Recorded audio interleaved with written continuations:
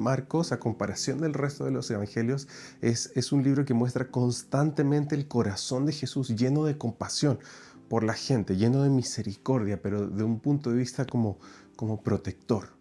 Entonces, y en ejemplos así como bien rápidos, nos da estos detalles, como cuando llega un leproso lleno de angustia y la Biblia nos dice que Jesús fue movido a misericordia. En el versículo 1:41. Luego en el 6:34 dice que cuando la multitud estuvo hambrienta, Jesús tuvo compasión de ellos porque parecían como ovejas sin pastor. Y nos da estos detalles. ¿Sí? Un poco, hoy vamos a continuar a partir retomando lo que Keila había enseñado de la alimentación de los 4,000 y vamos a seguir con cuando Jesús sanó a un ciego y un poquito después, pero un poquito antes de sanar al ciego, Él alimentó a miles de personas. Y me gustaría que vean este detalle compasivo de Jesús. La Biblia cuenta que alimentó, dice a 4,000 hombres, pero en verdad eran familias completas y todo eso. Y al decir 4,000 hombres, podíamos estimar quizás unas 10,000, 15,000 o hasta 20,000 personas que habían ahí en ese momento. En Marcos 8:2 nos cuenta un detalle acerca de este milagro. Dice, siento compasión de ellos. Han estado aquí conmigo durante 3 días y no les queda nada para comer. Y la Biblia dice que ahí hace el milagro y los alimenta a todos. Y la gente se agolpaba en todos lados para escuchar a Jesús. Y Él, cuando se trató de compasión, Él no solo no quedó mal con la gente, sino que siempre era movido a misericordia. Y este es un detalle muy bonito que nos recalca Marcos. Por ejemplo, mira cómo continúa esta historia en el versículo 8. Dice, acerca de este milagro, dice, ellos comieron cuanto quisieron. Después los discípulos recogieron 7 canastas grandes con la comida que sobró. Y esta palabra no es la misma palabra que usa antes en el otro milagro, que usa cestas, que recogieron cestas de la alimentación de los 5,000. Esas eran cestas pequeñas, como de picnic, así como una cesta que uno lleva así de pan. Pero acá, en este caso, la palabra implica una canasta grande. ¿Sabes cuál? Es la misma palabra que se usa cuando Pablo se pone a predicar por primera vez. Casi lo matan por ponerse a predicar así tan rápido, apenas se convierte, y lo tienen que bajar así de contrabando, lo tienen que agarrar y lo bajan por el muro de la ciudad en una canasta. Esta palabra canasta era esa, como tan grande como que una persona cabía adentro. Entonces, en este milagro se ve una tremenda demostración del nivel de compasión que tenía Jesús, que no era escasa ni menos tacaña, sino que era totalmente abundante. Yo diría que la compasión de Jesús era incluso a los ojos de la gente, al ver tan nivel de abundancia, en cuanto a tener compasión, en traer abundantemente al momento de tener compasión, Él era temerariamente abundante, que te daba miedo, como qué tal nivel de provisión el Señor puede traer cuando la gente tiene hambre. Y la verdad es que cuando yo leo estos milagros, yo soy fanático del pan, así que me hubiese encantado ver tanta abundancia de pan. Entonces vamos a entrar ahora a la historia de cuando Jesús sana a un ciego en Betsaida. Y lo vamos a leer seguimos en Marcos 8, pero del 22 al 26. Dice así: cuando llegaron a Betsaida, algunas personas le llevaron a un hombre ciego ante Jesús y le suplicaron que lo tocara y lo sanara. Jesús tomó al ciego de la mano y lo llevó fuera de la aldea. Luego escupió en los ojos del hombre, puso sus manos sobre él y le preguntó, ¿puedes ver algo ahora?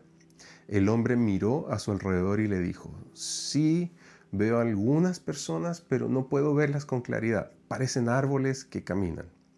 Entonces Jesús puso nuevamente sus manos sobre los ojos del hombre y fueron abiertos.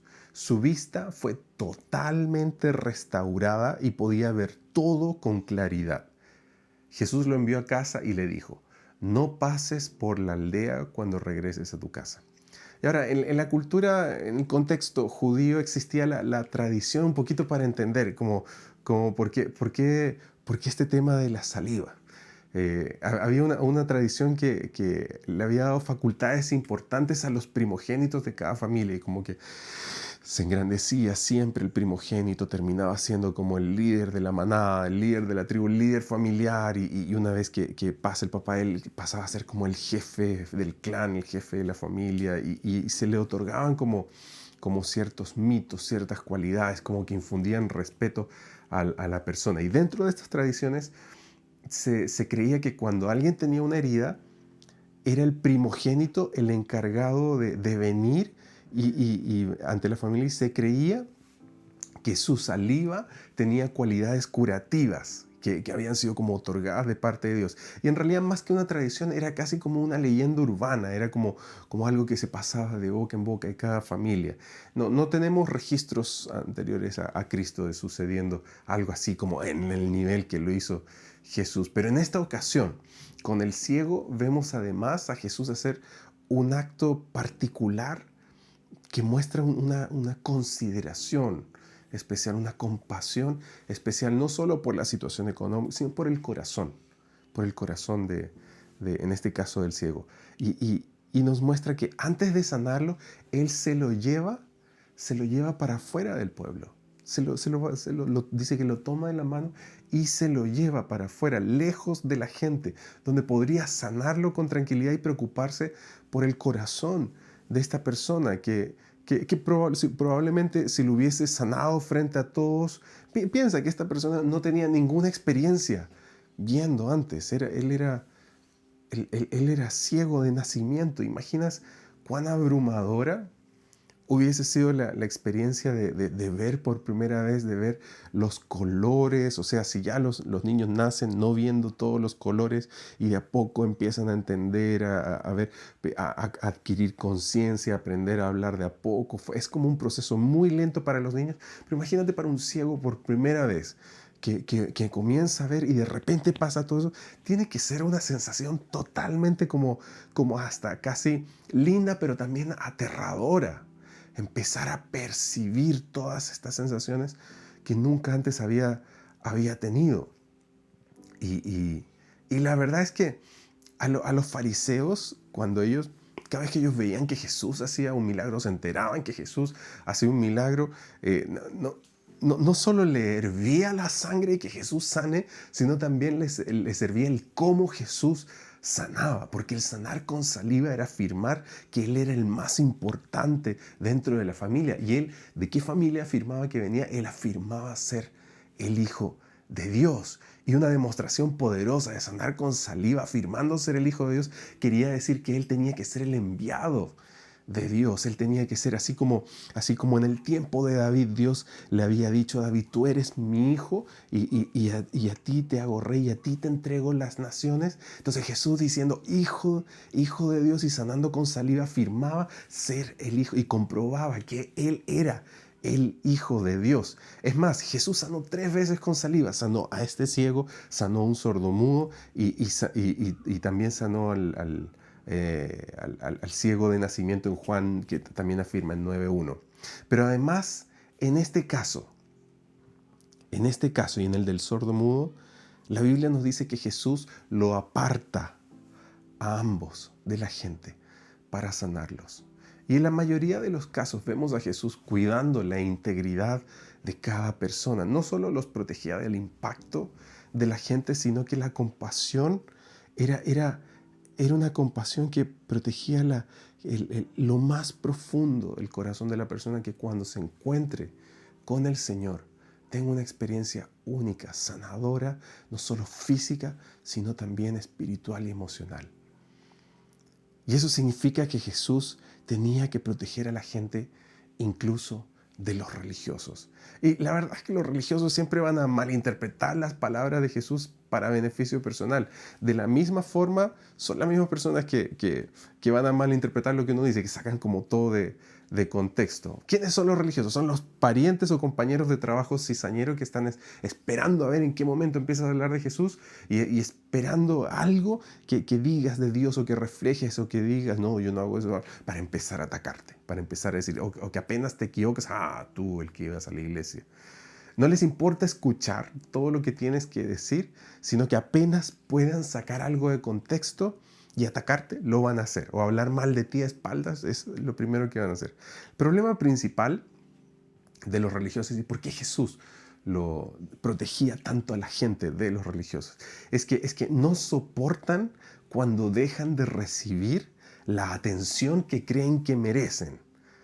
Por ejemplo, cuando alguien en la iglesia que es recientemente nuevo en el Evangelio, quizás se está acercando a Dios, se convirtió hace poco, o recién está pidiendo cosas a Dios y Dios le responde, y de repente sucede que Dios le responde a esta persona, o le hace un milagro, o le concede algo de una forma mucho más asombrosa que al religioso. Entonces ahí la persona se siente como que está perdiendo plataforma, está perdiendo atención, está perdiendo espacio. Y por eso les molestaba tanto que Jesús haga milagros. Por eso vemos constantemente a Jesús diciéndole a la gente y en estas circunstancias y no lo cuenten, no lo digan, esperen, porque Jesús sabía cómo los religiosos iban a reaccionar. Ellos son del tipo de personas que en vez de sentirse alegre cuando el Señor te bendice, se ponen celosos. Esparcen toda como esa negatividad de espiritualidad falsa. No soportan ver a alguien más feliz que ellos. Y se encargan de hacerte creer que eso bueno que estás recibiendo de Dios probablemente no te va a durar mucho. Por ejemplo, son los que siempre tienen algo como negativo, que decir, aunque todo esté bien, es como que si el Señor te prospera, si el Señor te bendice, cuidado, porque el Señor, si te pones orgulloso, Él te lo puede quitar todo. O si el Señor te sanó y te dicen cosas como, bueno, ojo, anda al médico, no vaya a ser como efecto placebo o algo así. Mira que a veces la sensación de sentirse bien pasa. O al fin entras en una relación con una persona cristiana, llevas todos estos años orando, Señor, provee a la persona para mí, y llega esta persona llena del Espíritu Santo y comienza a suceder algo lindo, llega esa persona por la cual oraste tanto y sí, ya sentías que estaba pasando la barrera del sonido y el religioso te dice, no se vayan a apurar, no se casen rápido porque así como empieza se acaba.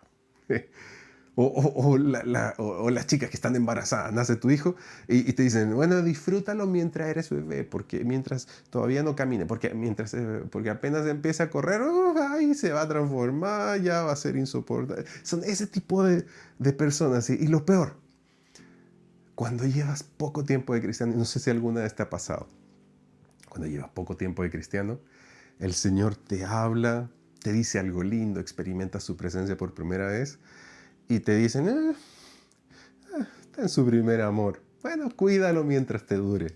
Son como ese tipo de personas. Y para Jesús fue tan crucial proteger a la gente de la maldad, de esa cosa dañina de los religiosos, que luego Marcos sigue redactando la historia que le contaron los discípulos acerca de Jesús. Y en el momento en que Jesús permite que Él sea revelado ahí por Pedro, la revelación del Cristo mismo, en vez de Jesús hacer una explosión, una fiesta, llamar la atención de que al fin se reveló su divinidad, Jesús, ¿qué hace? Les pide que guarden esto entre ellos.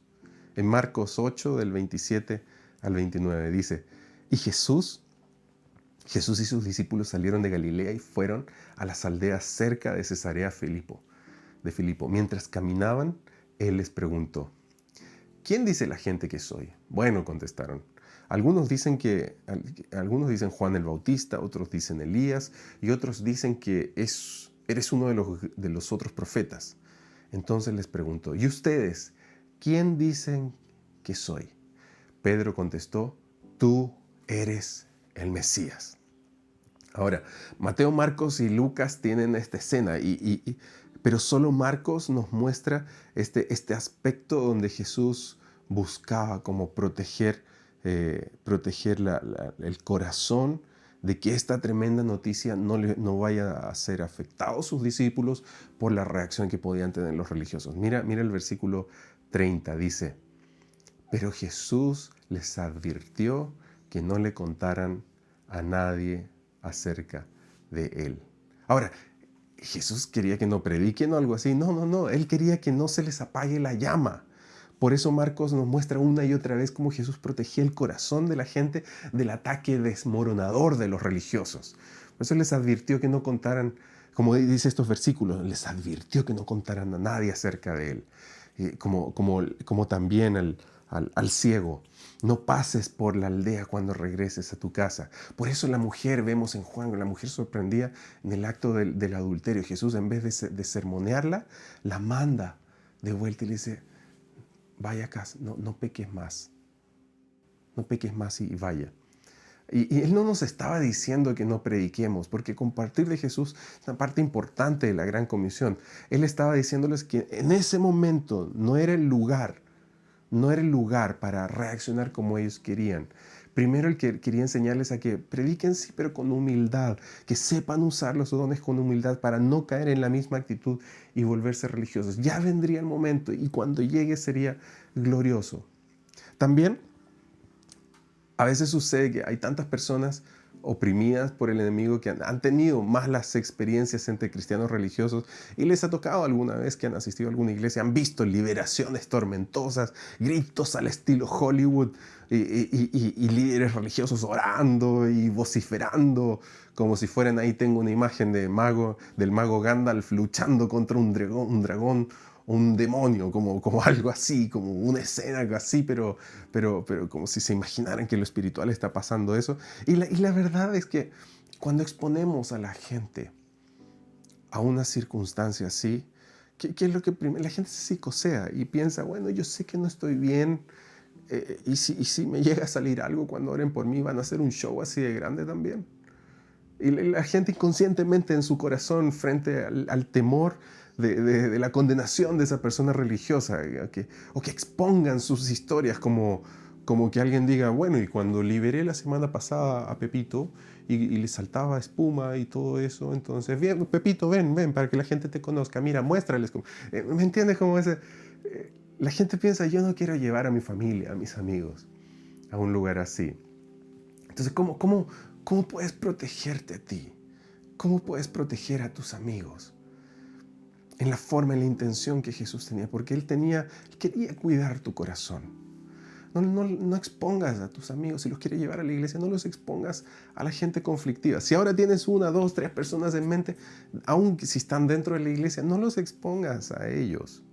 No, aun si son parte de la iglesia, seguro que esta gente todavía está en proceso, pero sus heridas quizás todavía no sanan y por lo mismo están propensos a herir a otros.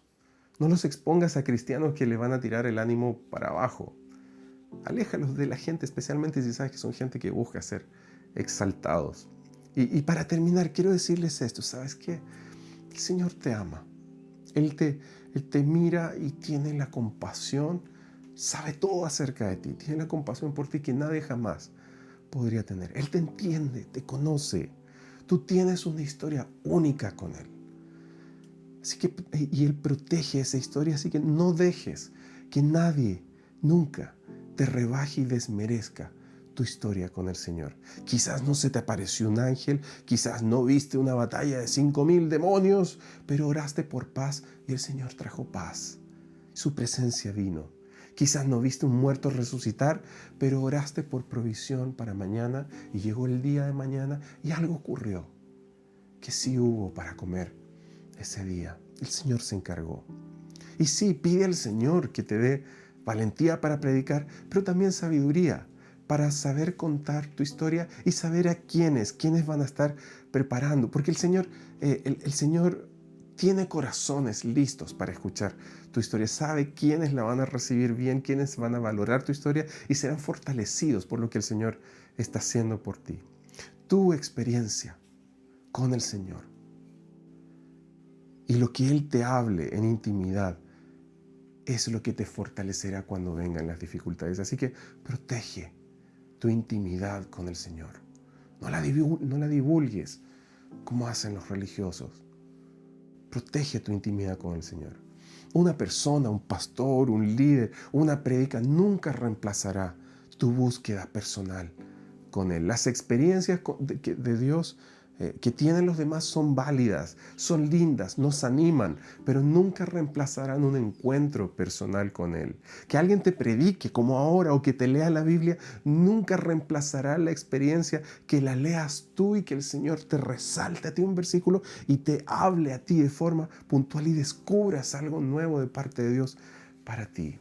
¿Qué te quiero decir? Que Dios anhela un encuentro personal, único, contigo.